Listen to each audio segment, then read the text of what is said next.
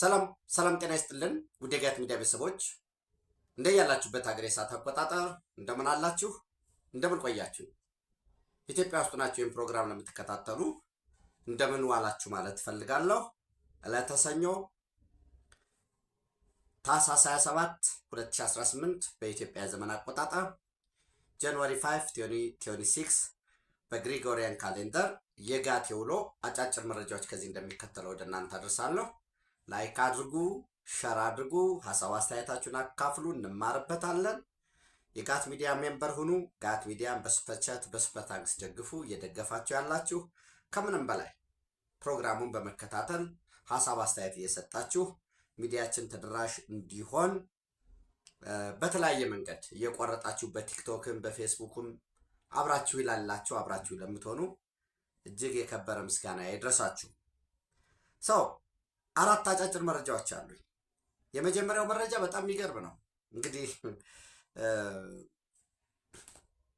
አንዳንዶቹ ደብረ ኤልያስ ላይ የ17 የ18 የ19 ዓመት አንደኛው እህታችን መስማትም የማትችል ቀን እስኪወጣላቸው ቀን እስኪያልፍላቸው የተሻለ ነገር እስኪመጣ በልጅ እግራቸው ኑሮን ለማሸነፍ ደፋ ቀና የሚሉ እነዛ ወጣቶችን ደፍረው ረሽነው መንገድ ላይ ጣሏቸው። ያም አልበቃቸው ብሎ ገድለናቸዋል ብለው በአደባባይ ደረታቸውን ነፍተው ድንቁርናቸውን፣ ኋላ ቀርነታቸውን፣ ጸረ ሕዝብ፣ ጸረ አማራ፣ ጸረ የሰው ልጅ መሆናቸውን የኢትዮጵያ ሕዝቦች ጠላት እንደሚነዳቸው በአደባባይ መሰከሩ። የዓለም አቀፉ ማህበረሰብ ይወቅልን ብለው አዎ ሲሰልሉ አግኝተናቸው ነው የመታናቸው አሉ። ቀን እንደሆነ ጨልሞ አይቀርም። ዋር ክራይም አለ፣ የጦር ወንጀል አለ። አንዳንዶቹ አዎ መተናል ያለው የህግ እውቀት አለኝ ከኔ በላይ እውቀት ያለው የለም የሚል በዋል ፈሰስ የሆነ ሰው እና እነሱን ተከትሎ ይሄ ህገ ወጥ ነው፣ ይሄ መጥፎ አሰራር ነው፣ ይሄ በፋኖ ቤት ሊለመድ አይገባም። ልክ ፋኖ አመቱን ሙሉ መልካም ሲሰራ የኖረ ይመስል አንዳንዶቹ ከመሸ አፕሪሼት አደርጋለሁ። በነገራችን ላይ ያው ሲደግፉት የነበረው አንድ ውሻ ቤት ዘግተህ ጉድጓድ ውስጥ አስገብተህ ስጋ እየጣልክ ታለምደዋለህ እንዲጠነክር፣ መጨረሻ እንትንም ይበላሃል። የሆነው እሱ ነው። ፋኖ ለደገፈው አልተመለሰም። ይቃወሙኛል ወይም ተቃውመውኛል ላላቸውም አልተመለሰም። በርታ ያሉትን ነው መጀመሪያ እየበላ ያመጣው ሰው። እነዚህ ልጆች መበላታቸውን ተከትሎ በግፍ መጨፍጨፋቸውን ተከትሎ ሐቀኞች ከመጀመሪያውም የጸኑት እየተከራከሩ ነው። አንዳንዶቹ ግን ግፋ በለው የጀግንነት የንጽህና ተከራካሪ ሲያደርጉ የነበሩት እነዚያ ማንነታቸው በራሱ እኔ የማንነት ፖለቲካ ስለማላቀነቅን እንጂ ራሳቸውን የአማራ ሕዝብ የጠራ ተከራካሪ የሚያደርጉ በግራ በቀኝ ግን ምንም የሌለባቸው የሻዕቢያ ቅጥረኞች እነዚህን ንጹሐን በግፍ መረሸናቸውን በግፍ መጨፍጨፋቸውን የጦር እንኳን ምርኮ እንኳን አግባብ አለው። አንድ ሰው ማርከው ነበር እኮ ያው በገንዘብ ነው ማርከውት አይደለም። የሚሊተሪ እየመራ ሄደ። ይህን ያህል ገንዘብ እንሰጥሃለን አሉት። ገባ። በደንብ አድርገው አንከባክበው ተሸክመው ቲዲኤፍ የቲዲኤፍ ምንድን ነው እንግዲህ ምንም ድምፅ አጥፍተው ተከዜን አሻግረው ነው የወሰዱት በቅብብል። እነዚህ ግን ምስኪኖች ናቸው፣ የሚከፉት ገንዘብ የለም። በግፍ ጨፈጨፏቸው። ለምን ያሉ ጋዜጠኞችን እየወረዱባቸው ነው። አንዱ እንዲያውም አሜሪካ ቁጭ ብሎ የተሳደበ ነው። ግን ቀን ይወጣል፣ ይመዘገባል፣ ይሁን ፍትህ ይሰጣል። አሜሪካ ያሉ ኢትዮጵያውያን የአሜሪካ ኤምባሲ ይህንን ሽብር ይህንን ማድረክ ናቸው ያሉትን መጨፍጨፉን አፕሪሼት ማድረጉን በድምፅ አስደግፎ በራሱ የተናገሩን አስደግፎ ከሳሽ አይጠፋም። አንድ ቀን ፍትህ ይረጋገጣል። እስከዛ ማንም ሊፏለል ይችላል። እና እንግዲህ እነዚህ ሰዎች የማያውዙት ራሱ የፋኖ ከፍተኛ አመራር ሚስቱ ታግታለች በራሱ ፋኖች።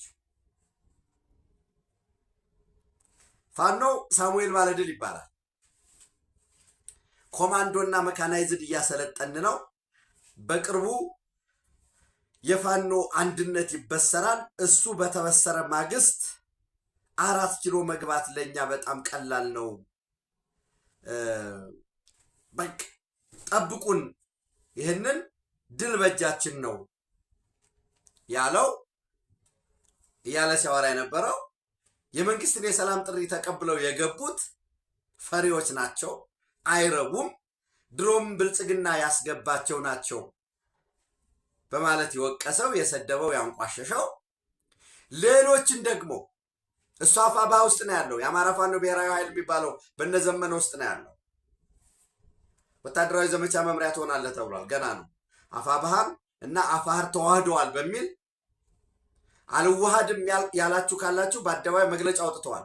እነዛ መግለጫ ያወጡትን በሙሉ እንዲመቱ፣ እንዲጠረጉ፣ ቶሎ ብለው እንዲገቡ ብሏል ሳሙኤል ባለድል። እንግዲህ የምታውቁት ከሆነ እዚህ ሹሩባ ቁንዳላውን ተሰርቶ በቅርቡ ኢትዮጵያን አንድ አድርጌ ልገዛ እንደ አፄ ቴዎድሮስ ተቀብቻለሁኝ የሚል መዋ ተዋህዶ ነው። የመዋ ተዋህዶ ተከታይ እና መዋ አንበሳዎችና ሌሎች ደግሞ የለም በዚህ አግባብ አይደለም ያሉት። በተለይ አርማጭሆ አካባቢ ደለጎ መያዙን ተከትሎ ፋኖም እጅ እየሰጠ ስለነበር እና ተብሎ ወደ አርማጭሆ ሄደ። አርማጭሆ በሄደበት መዋ ተዋህዶ ነው ብለው ሊገድሉት አመለጠ። አምልጦ ሌላ ቦታ ተደብቆ ነው እንግዲህ ከሰሞኑ አስቀድም ያልኳችሁን እጅ የሰጡ ፈሪዎች ናቸው። የፋኖ አንድነት ሊበሰር ነው። አንድነቱ ከተበሰረ በኋላ በአጭር ቀን 4 ኪሎ እንገባለን። የኮማንዶ የነበራችሁ የቀድሞ ጦር አባላት መካናይዝድ፣ እነዚህ በሙሉ ተሰብሰቡ፣ በጋራ ጥሪ አድርጊያለሁኝ ወደ ስልጠና ማዕከላችን ክተቱ ሲል ነበር ከ3 ከ4 ቀን በፊት። የሳሙኤል ባለድል ሚስት ራሱ ይመራቸው የነበሩት ፋኖች አግተዋታል። ወደ ሱዳን ትወጣ ስትል ይዘው ለሳሙኤል ባለድልም ደውለው 2 ሚሊዮን ብር በአስቸኳይ ካላስገባህ ሚስትህን አታገኛትም ብለውታል። ሳሙኤል ባለድል መጀመሪያ በአስቸኳይ ልቀቁ እርምጃ ወስዳለሁ ብሎ ነበር። አሁን ግን በገንዘብ 2 ሚሊዮን ብር ሳይሆን የተወሰነ አስተያየት አድርጉልኝ ብሏል። በሌላ በኩል ደግሞ የአፋብኃ ጦር ደግሞ በነዘመነ በኩል በጉልበት በኃይል ተዋግተን እናስለቀቃታለን የሚል ጉዳይ መጥቷል። እኔ አሁን እዩ እንግዲህ እኔ ፐርሰናሊ ለህሊናዬ ነው የምናገረው። ትግሉ የትም አይደርስም። ትግሉ የትም ላይደርስ ወንድማማቾች እርስ በራስ አትጨራረሱ። ምናልባት ተሸውዳችሁ ተሰስታችሁ የአማራ ትግል አለ ብላችሁ የወጣችሁም ካላችሁ ይኸው 3 ዓመት ሊሆነው ነው። የአማራ ልጅ ከትምህርት ቤት ርቋል። መሰረተ ልማት ወድሟል። ትምህርት ቤቶች ወደ ቄራ ተቀይረዋል። ጤና ጣቢያዎች ወድመዋል። ልጅ እናቱ ላይ እናትና አባት ልጅና አባት የማህበራዊ ሴት ሰንሰለት ፈርሶ ከኛ ያልሆነ ከሌላ ወገን ነው በሚል ተጨፋጭፏል። ለቀባሪ ማርዳት ነው የሚሆንብኝ። ይበቃል። በቃ የህዝብና የመንግስትን የሰላም ጥሪ ተቀብላችሁ ግቡ። ለምንድን ነው የሻዕቢያ ፈረስ የምትሆኑ? ለምንድን ነው የህወሓት ፈረስ የምትሆኑ? እታች ያለውም እኮ አነሰም በዛ በቃ ከህወሓት ጋር አንሆንም እያላችሁ ነው። ስለዚህ እፍረት የለውም። በነገራችን ላይ በፖለቲካ ማፈር የሚባል ነገር የለም። ሀሳብን ትቀይራለህ በገባ ጊዜ፣ አካሄድ ትቀይራለህ በገባ ጊዜ። ጥቂት ወንጀለኞች አሉ ቢገቡ ፍርድ ያለባቸው ከየማረሚያ ቤቱ ተሰብረው ይወጡ አሉ። ኦልሬዲ ፍርዱን መጨረስ አለባቸው። መግባት አይፈልጉም። መጠቀሚያ እንደሆኑ የሚፈለጉ ሰዎች አሉ። ፓስፖርት የያዙ ሰዎች አሉ ወደ ውጭ የሚሄዱ። በቂ ገንዘብ የሰሩ ሰዎች አሉ። ያ የገንዘቡ ጉዳይ የሚያሳስባቸው። አንዳንዶቹ እናንተ ጋር ሆነው አለን ዛሬ ነገ እንመጣለን የሚሉ እንጂ በጎን በኩል ደግሞ እነዚህ ነገር ካረጋችሁ ነገ እንመጣለን እዚህ ቦታ ጠብቁን የሚሉ አሉ። ተወሰኑት በባለፈውም ሊመጡ ካሉ በኋላ ይቀሩ ስላለ ማለት ነው።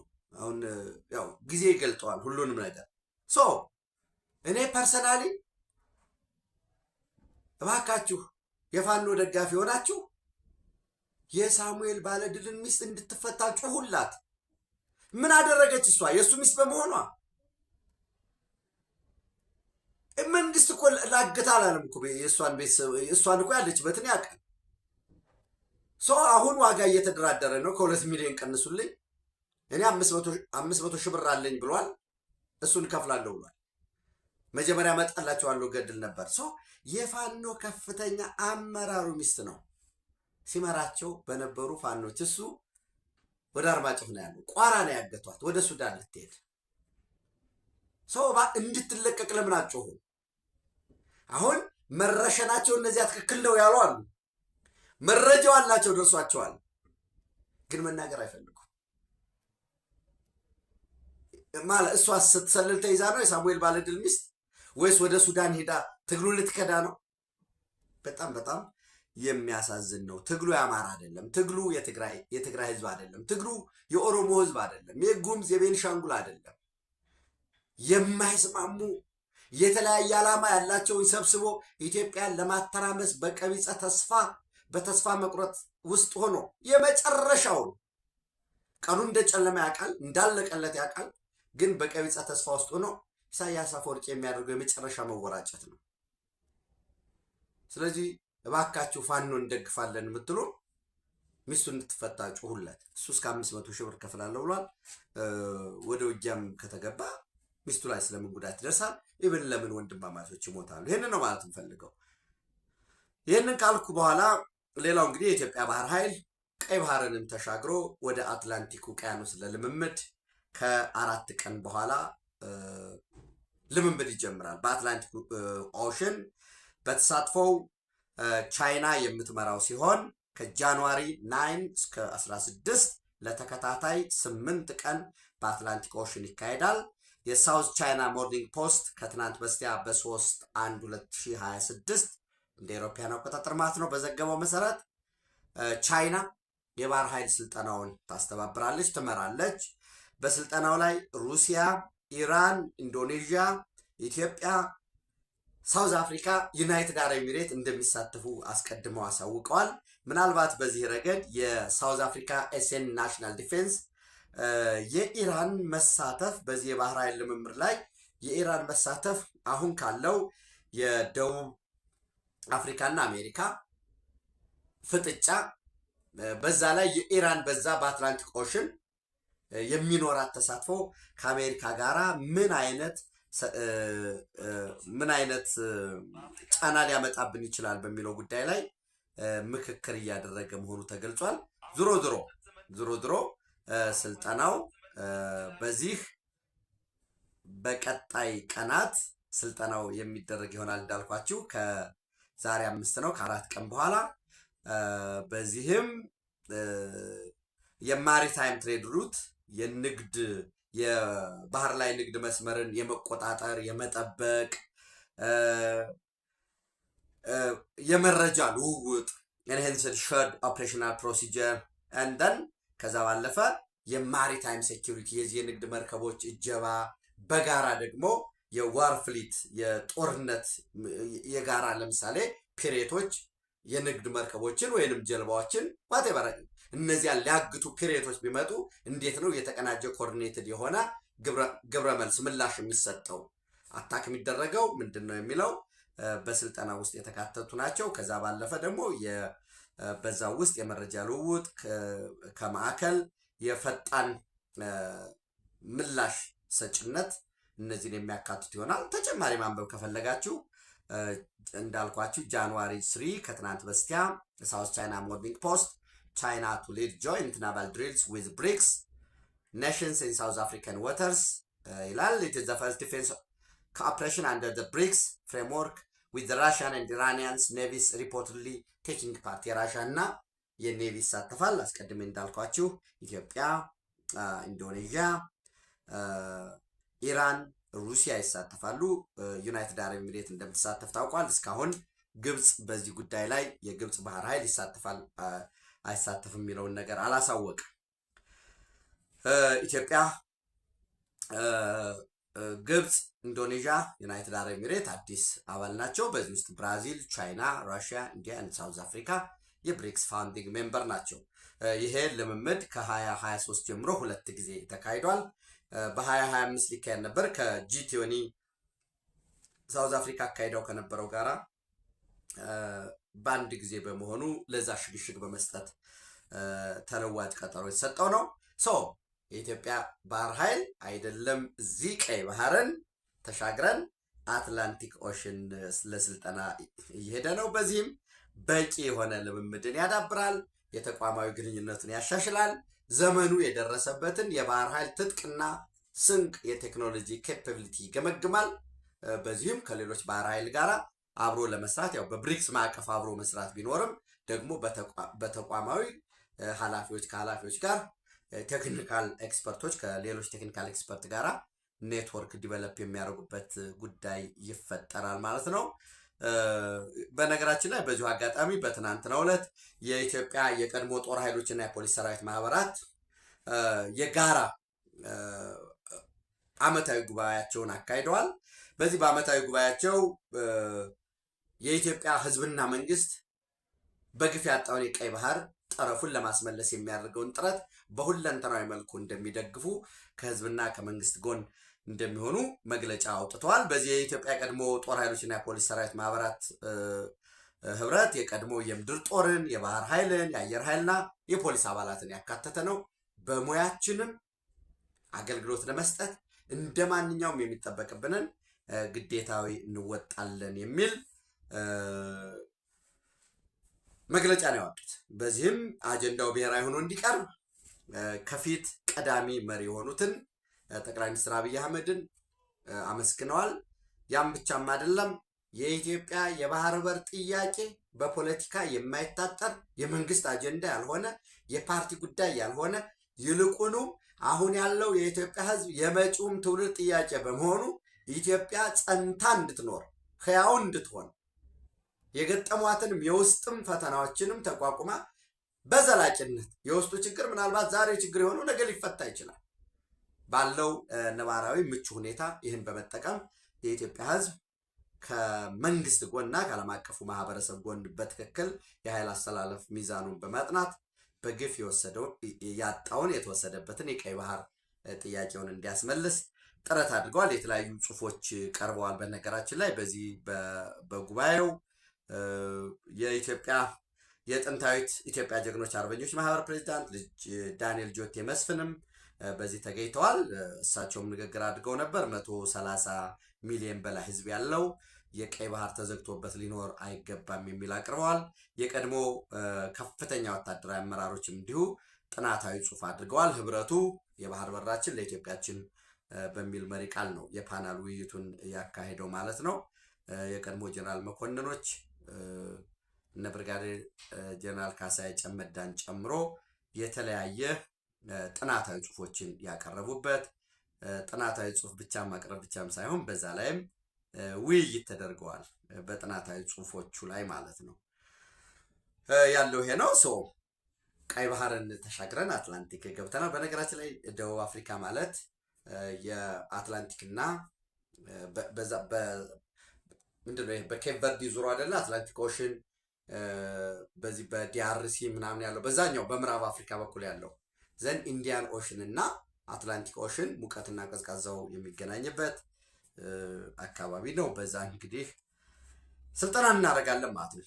ሌላው ሶስተኛው የስልጠናው ምናልባት ልምምድ መጠሪያው ሞቶ ዊል ፎር ፒስ 2026 የሚል ነው። ሌላው ሶስተኛው የኤርትራና የሱዳን ፍጥጫ ነው። አስቀድሜ እንደነገርኳችሁ 5 ታጣቂዎች የጎሳ አይነት የሚሊሻ ታጣቂዎች ከአልቡርሃን ጎን በመሆን በኤርትራ አሰልጣኝነት ትጥቅና ስንቅ ክፍያን ደግሞ ከግብፅና ከሌሎች አጋር ሀገራት ተገኝቶ በቡድንና በነፍስ ወከፍ መሳሪያ በተሽከርካሪ ታጅበው በተለያየ ቦታ ላይ ነበሩ፣ ከሰላን ጨምሮ ማለት ነው። እነሱ ከአልቡርሃን ጎን አንዋጋም ብለዋል። አንድ ሁለተኛ ቁጥሩ ከ17000 በላይ የሆነ ለባለፉት 2 ዓመታት ከአልቡርሃን ጎን ሲዋጋ የነበረ ሰራዊት እየወጣ ነው፣ ከጦር ግንባር እየወጣ ነው። በዛ ከፍተኛ ጭቅጭቅ ተፈጥሮ ነበር። አንደኛው ጭቅጭቅ የጦር መሳሪያ ይዛችሁ ትሄዳላችሁ አንሄድም ነው። የሱዳን መከላከያ ኃይል ወይም የሱዳን አርሚ ፎርስ ወታደራዊ አመራሮች እኛ በራሳችን ውጊያ ላይ ነን፣ የጦር መሳሪያ ይዛችሁ አትሄዱም የሚል ጉዳይ ነው ያለው። ወይራስ ደግሞ ኤርትራኖች ደግሞ እኛም ኢሚነንት ኤንድ ፕሬዘንት የሆነ አይቀሬና አሁን በየትኛውም ሰዓት ሊፈጸምብን የሚችል ጥቃት ከኢትዮጵያ ጎን ከኢትዮጵያ በኩል እየመጣብን ነው። በዚህ ረገድ ሙሉ ትጥቃችን ይዘን እንወጣለን የሚል አለ። ቁጥራቸው ወደ 300 ፕላስ የሆነ ከዚህ በፊት አስቀምጬላችኋለሁ ዳታው እንደደረሰኝ የመረጃ ምንጮችን ከሰላ ነው ያሉት። ሌሎችም ተጨማሪ ወደ ከሰላ እየመጡ እየተጠራቀሙ ነው ያሉት። አሁን አንድ ትልቅ ውጥረት የተፈጠረው ለባለፉት 2 ዓመታት ለተዋጉት የኤርትራ ወታደሮች የደሞዝ አልተከፈለም። አንድ ሁለተኛ ጥቅማ ጥቅሞች በሚል የልብስ የጫማ የተለያየ ጥቅማ ጥቅም ኢንሰንቲቭ በሚል ከዛ መሳሪያዎቻቸውን ኪራይ ለሻቢያ የሚከፈለው የመሳሪያ ኪራይ ለመኪኖቹ፣ ለታንኮች፣ ለመድፎቹ ላስገባቸው እነዛ ሁሉ አልተከፈሉትም። ያም ብቻም ሳይሆን የተሰዋ አሉ። ቁጥራቸው ከፍተኛ የሆነ የተሰዋ የኤርትራ ወታደር አለ። ለእነሱም ክፍያ አልተከፈለም። የአካል ጉዳት የደረሰባቸውና ሕክምና ላይ ያሉ አሉ። ከዛ ባለፈ የኤርትራ ወታደሮች ደግሞ እዚህ የሞቱትን ወስደን በክብር ኤርትራ ውስጥ መቅበር አለብን የሚል ደግሞ ጥያቄዎች ያነሱ አሉ። እነሱ የተሰወሩ እንዳሉ ነው የዲፕሎማቲክ ምንጮች ያስቀምጡልኝ። ዞሮ ዞሮ በዚህ ምክንያት በከፍተኛ የሆነ ቅራኔ በኢሳያስ አፈወርቂና በአልቡርሃን በኩል ተነስተዋል። አልቡርሃን አሁን የምከፍለው ገንዘብ የለኝም በማለት የፋይናንስ ሚኒስትሩን የሱዳን የፋይናንስ ሚኒስትር ጅብሪል ኢብራሂም እና የማስታወቂያ ሚኒስትሩን ካሊድ አልሴርን ትናንት ወደ አስመራ ልኮ ነበር። በዚህም አዲሃሎ ቤተመንግስት ጋር ውይይት አድርገው ነበር። ከአስመራ ወጣ ያለ ቤተመንግስት ማለት ነው፣ ኢሳያስ የሚኖርበት ቤተመንግስት። አይ ቲንክ ኢሳያስ አሁን መኖሪያ ቤቱን እንደቀየረ አንዳንድ መረጃዎች አሉ። እዛ የሚመለከተው አካል ያየዋል። ዞሮ ዞሮ ካሊድ አልሴር እና ጅብሪል ኢብራሂም የተወያዩት አንደኛ ክፍያ አሁን በሃርድ ከረንሲ የሚከፈል ክፍያ የለም፣ ይልቁኑ በነዳጅ እንከፍላለን፣ በነዳጅ መልክ ያለው ክፍያ ተሰልቶ ነዳጅ ወደ አስመራ ወደ ኤርትራ እንዲጓጓዝ እናደርጋለን የሚል የተቀመጠው። ይሄስ የነዳጁስ ጉዳይ እንዴት ነው ሊሆን የሚችለው? ምክንያቱም በሙሉ የነዳጅ ማጣሪያ መሰረተ ልማት ያለባቸው አካባቢ አርኤስኤፍ ነው ያዘው። እሱ አንድ ጉዳይ ነው። ሌላው እንግዲህ የተነሳው ጥያቄ ከዚህ የሕክምና ክፍያ፣ የኪራይ ክፍያ በሱዳን ውስጥ የተሰዉ የኤርትራ ወታደሮችን አስክሬን ጋራ ከነዚህ ጋር የተያያዘ ዘገባዎች ወጥተዋል። ይህንን ተከትሎ በጣም ፈን ያደረገኝን ልንገራቸው። አሁን ይሄ ዳትስ ዘ ሃርድ ፋክት የዲፕሎማቲክ ምንጮች የሰጡኝ መረጃ ነው። ይህንን ተከትሎ አንድ ያሳቀኝ አንድ አዲስ ስታንዳርድ አለ። ጥሩ ነው በነገራችን ላይ አዲስ ስታንዳርድ ከሌላውም ሳይድ ምንድን ነው የሚለውን መረጃም ታገኙበታላችሁ። እኔ ያገኝበታለሁ፣ በጣም ይጠቅመኛል። እና ምን ይላል? ኢሳያስ አፈወርቂ ዲስከስስ ሬድ ሲ ስታቢሊቲ ዊዝ ሱዳንስ ሚኒስተር ይላል። ስለ ቀይ ባህር ደህንነት በተመለከተ ከሱዳን ሚኒስትሮች ከማን ከገንዘብ ሚኒስትሩና ከማስታወቂያ ሚኒስትሩ ጋር መከረ ይላል። ሃርድ ፋክት ያልኳችሁ የክፍያ ጉዳይ ነው። በነዳጅ ዘይት ይሁን በሚል የቀረበው ነው። ሌሎች ደግሞ የወደሙ የጦር መሳሪያዎች ጉዳይ አለ። የዚህ አስክሬን የአካል ጉዳትን በተመለከተ እንዲዋጉም እኛ ተጨማሪ ክፍያ እንፈልጋለን፣ እባካችሁ ሰራዊታችሁን አታውጡ የሚል ሎቢ ለማድረግ ነው የመጡ ዞሮ እና መከሩ ይላል በቀይ ባህር ደህንነት ላይ። እና አንዷ ርዕስ በጣም የገረመችን አፈወርቂ has been seeking to strengthen ties with Red Sea coastal states። ኢሳያስ አፈወርቂ ከቀይ ባህር ተዋሳኝ ሀገራት ጋር ያለውን ግንኙነት ማጠናከር ይፈልጋል ኢንክሉዲንግ ሬሰንት ቪዚቱ በቅርቡ ካደረገው ጉብኝት ከሳውዲ አረቢያ ከሳውዲ አረቢያና ከግብፅ ይልና as neighboring ኢትዮጵያ ጎረቤት ኢትዮጵያ continues to seek maritime access ጎረቤት ኢትዮጵያ እና ኔቨሪንግ የሚለው ስለዚህ በራሳቸው ጊዜ አምነው ማለት እኔ በጣም አዝናለሁ። እና እውነታው ይሄ ነው። ከፍተኛ ፍጥጫ ውስጥ ነው ያሉት። በሰራዊቱ ውስጥ በኤርትራ አርሚ ውስጥ ከፍተኛ ጥያቄዎች እየተነሱ ነው። ለምንድን ነው ሂደን የሞት ነው? እዛ ሂደን ሞተን ምንም ክፍያ አላገኘንም። ጓዶቻችንን ጥለን የመጣን የአካል ጉዳተኞች እዚህ አለ። ደቀ መሐሪ እና ጋሽ ባርካ ማሰልጠኛ ባለበት እዛ የተኙ ምንም አይነት ሕክምና እያገኙ አይደለም፣ በቂ ሕክምና። ይህ ባለበት ሁኔታ ለሌላ ጦርነት ተዘጋጁ ተብለን የምንገደደው ለምንድን ነው የሚል ጥያቄዎች አሉ። በነገራችን ላይ ህወሓትም ጦርነት አነሳለሁ ተዘጋጁ ምናምን እያለች እየቀሰቀሰች ነው፣ የሚሰማት ስለሌለ ነው እንጂ ሰው ያለው ይሄ ነው። ምስራቅ አፍሪካ ፖለቲካ ይመስላል። ሌላው እንግዲህ ሶማሌላንድ አሜሪካ ቬንዙዌላ ላይ በመግባት አምባገነኑን ኮት እናድርገው አምባገነኑን የኒኮላስ ማዱሮን መንግስት ለማስወገድ ጥረት በማድረጓ ኒኮላስ ማዱሮንም የአሜሪካ ፍትህ እንዲቀምስ በመውሰዷ ደስታዋን ገልጻለች። ድጋፍ አለኝ ብላለች ሶማሌላንድ። ይህም ብቻም አይደለም። በነገራችን ላይ እኛም የዲሞክራሲ መስፈን፣ የህግ የበላይነት መረጋገጥ፣ የህዝቦች ነጻ ፍቃድ ሊከበር ይገባል የሚል መግለጫ ወጥቷል የሶማሊላንድ የውጭ ጉዳይ ሚኒስተር። በነገራችን ላይ በ27/12 ከዛሬ ሳምንት በፊት ልክ እስራኤል የሶማሌላንድን ሀገርነት አውቄያለሁ ስትል ኬንያ የሚገኘው የቬንዙዌላ ኤምባሲ የሶማሊያ የግዛት አንድነትና ሉዓላዊነት ለድርድር የማይቀርብ ነው፣ ከሶማሊያ ፌዴራል መንግስት ጎን ሆነን የተገንጣዮችን እንቅስቃሴ which means የሶማሌላንድን የመንግስትነት ትልምና ህልም እንደፍቃለን፣ ለሶማሊያ ያልተቆጠበ ማንኛውንም ድጋፍ እናደርጋለን ብሎ ኒኮላስ ማዱሮ አውጥቶ ነበር በ27/12/2024። እንግዲህ ከዛ እንደምታውቁት ከትናንት በስቲያ ያው አንቀው ወሰዱት። የሶማሊያ ፌዴራል መንግስት እስካሁን ምንም ያለው ነገር የለም። አሜሪካንም አልደገፈም፣ አልተቃወመም፣ ጸጥ ብሏል። ይህንን ያደረገው ተቃውሞ ሲያንገራግረው የነበረው በኬንያ ኤምባሲ በኩል ለጊዜ ነው ማደግደግ እንዲሉ የሶማሌላንድ መንግስት ተገቢ ነው የአሜሪካ እርምጃ አለ። አንድ ምን አይነት ጨዋታውን ተጫወቱት ሶማሌላንዶች? ለአሜሪካ ደገፉ።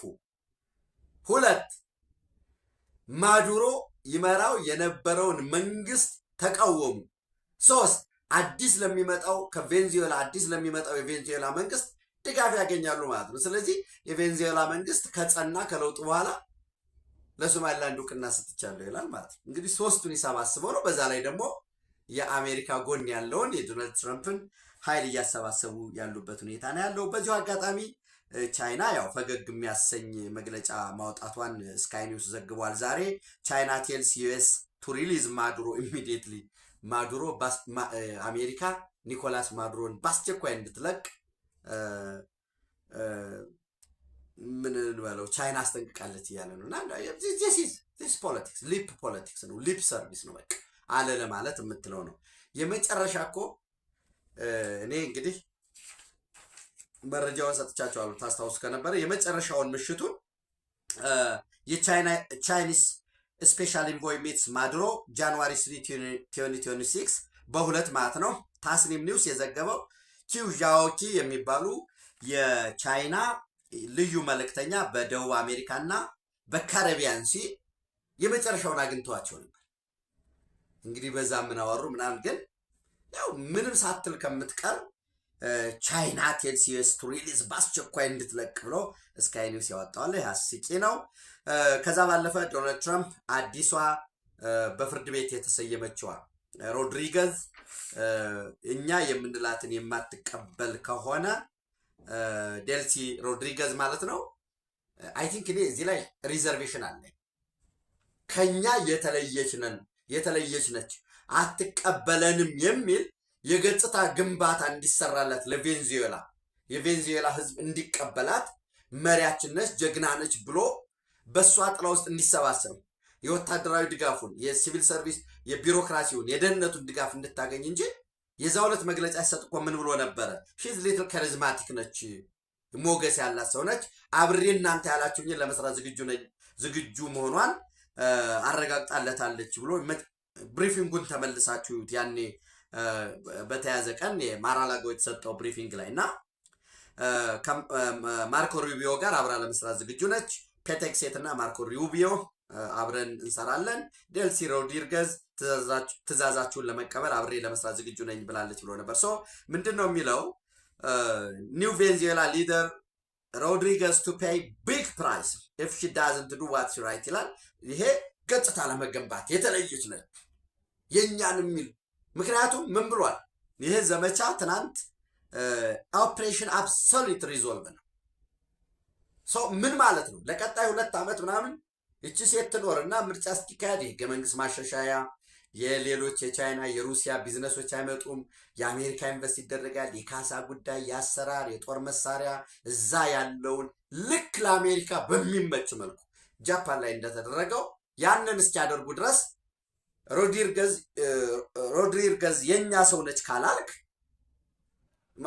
የኛ ተለላኪ ነች ካልክ እዛ ቅቡልነት አታገኝም። ከፍተኛ ሆነ ከኒኮላስ ማዱሮ በላይ እንግዲህ ሳይኮሎጂካል ዋርፌሮች አሉ። የእውነትም ሊሆን ይችላል። እኔ ግን ፐርሰናሊ እንደዛ ብዬ አላምንም። ለምን ሲያይ ያለችበት ጠፍቶት ነው እሷን ጥሏት የወጣ። ለምሳሌ የኖቤል ሰላም ተሸላሚዋን እኮ ማምጣት ይችል ነበር አይደለ እንዴ? ሲያይ እኮ አምጥቶ ምን ችግር አለው?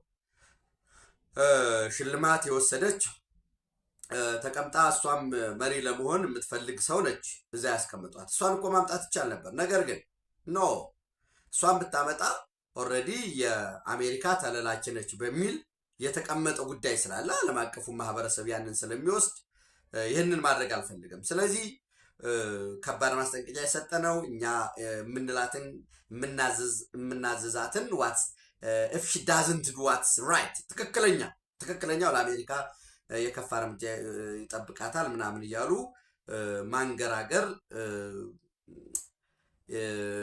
አይ ቲንክ እኔ ጀስት ለሷ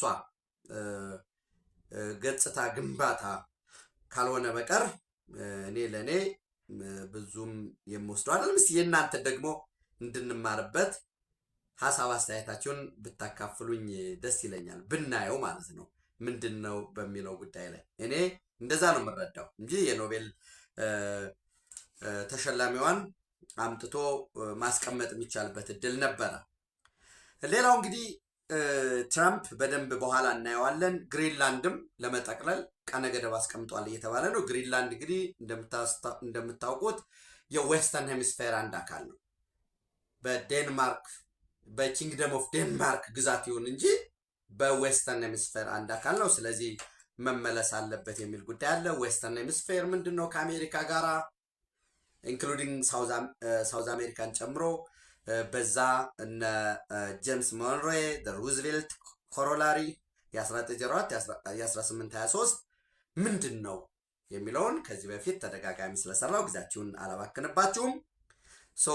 ግሪንላንድ ልዩ መልክተኛ ወይም አምባሳደር እዛ ተሹሟል። በክፍያ በግዥም ወይንም በተለያየ መንገድ ምክንያቱም ዌስተርን ሄሚስፌር ከአውሮፓ ጋር የሚለየን የዓለም አቀፉን ደህንነት ከአሜሪካ ደህንነት ባሻገር ለዓለም አቀፉ ደህንነት እጅግ ወሳኝ የሆነ ነገር ነው በሚል ያስቀምጣል። ሪሶርስ ፉል ነው አካባቢው፣ የነዳጅ ዘይትም አለው፣ ሌሎች እርዝ ሚኔራልም የከበሩ ማዕድናትም ይኖራል። ይሄ ባለበት ሁኔታ እንግዲህ ቀጣይ ተረኛ ኢራን ትመስላለች። ምንድን ነው የሚለው ናው ኩድ ቢ a moment when Iranians take their fate into their own hands በሚል ኔታንያሁ ያስቀምጣል። አሁን ጊዜው ትክክለኛ ጊዜው ኢራናውያን ኢራንን ለመረከብ ኢራንን ለማበልጸግ ከቀሪው ዓለም ጋራ በጋራ ለጋራ ብልጽግና በወንድማማችነት ስሜት ለመስራት ትክክለኛ ጊዜው ይሄ ነው። የኢራናውያንን ሰላማዊ የሪጅም የስርዓት ለውጥ እንደግፋለን በሚል የተቀመጣለ ከማራላጎ ከፍሎሪዳ መልስ ከዶናልድ ትራምፕ ጋር የነበራቸውን ግንኙነት የነበራቸውን ቆይታ በተመለከተ ትናንት ዘ ታይምስ ኦፍ እስራኤል ላይ ጃንዋሪ 4 2026 የምጠቅሰው እንድታነቡት በሚል ነው። ሪፖርት ምንድን ነው ብሪፍ አድርገዋል። በብዙ ጉዳዮች ላይ ተስማምተናል። አንደኛ ኢራን ምንም አይነት ዩራኒየም እንዳታበለጸግ፣ ዜሮ ዩራኒየም ኢንሪችመንት። ሁለተኛ 400 ኪሎ ግራም የበለጸገ ዩራኒየም አላት ኢራን። እሱ ዌር አባውት ፈልገን መወገድ አለበት። ከዛ ባለፈ ደግሞ ትክክለኛ አስተማማኝ ሐቀኛና በትክክል ስትሪክት የሆነ በደንብ የሆነ ቁጥጥር ማድረግ እንፈልጋለን። ይህን ፎርዶንን ጨምሮ በትክክል ወድመዋል አልወደውም ተመልሶ እንዳይገነባ ማለት ነው። ከዛ ባለፈ በሐማስ ዲስአርማመንት ጉዳይ ላይ ስምምነት አድርገናል። የኢራንን የነጻነት ሊበርቲ ኤንድ ጀስቲስ ጉዞ እንደግፋለን በሚል የተቀመጣለ። ሌላው የእስራኤልና የአሜሪካን አጠቃላይ ወዳጅነት ለማጠናከር ከመቼውም ጊዜ በላይ ስምምነት አለን በሚል እየተቀመጣለ። ሌላው እንግዲህ አይታችሁ ከሆነ ማይክ ፖምፒዮ በመጀመሪያው የዶናልድ ትራምፕ ዘመን የሲአይኤ ዳይሬክተር ለአንድ ዓመት ገደማ ከዛ በኋላ ደግሞ ዶናልድ ትራምፕ በምርጫ ተሸንፎ እስኪወርድ ድረስ የውጭ ጉዳይ 7ኛው የአሜሪካ ሴክሬታሪ ሆኖ ያገለገለው ማይክ ፖምፒዮም ከኢራናውያን ጎን መሆን ግዴታ ነው፣ ከኢራን ጀርባ ደግሞ ምንድን ነው የሚለው ከኢራን ጀርባ ሞሳድ እንዳለ ጠረጥራል የሚል ሁኔታ አለ። ይሄንን እንደ ወርቃማ አጋጣሚ ተጠቅመው ጥቃት የመሰንዘራቸው እድል ከፍ ያለ ነው። ካረቢያንም የኮሎምቢያን መሪም እያንገራገረ ነው። ይሄ እንግዲህ አስቀድሜ እንዳልኳችሁ ናው ኩድቢ ይሄ ሞመንተሙ እንዳለ ምንድን ነው የሚለው ሳይበርድ በድል ስካር እርምጃ የመውሰድ እድሉ ከፍ ያለ ነው የሚል እምነት አለ። እስቲ አብረን እናየዋለን። አንድ የአልጀዚራን ዘገባ ላንብብላችሁ። በነገራችን ላይ ምን እንደሚል በጣም ማለት ወርዷ ስለተመቸች ነው። ምንድን ነው የሚለው? ኤክስፐርትስ ሳይ ዩኤስ ሚሊታሪ አክሽን ኢን ካራካስ ጊቭስ ሞመንተም ፎር ኮንፍሊክት ዊዝ ኢራን ኤንድ ዲልስ አናዘር ብሎው ቱ ዲፕሎማሲ።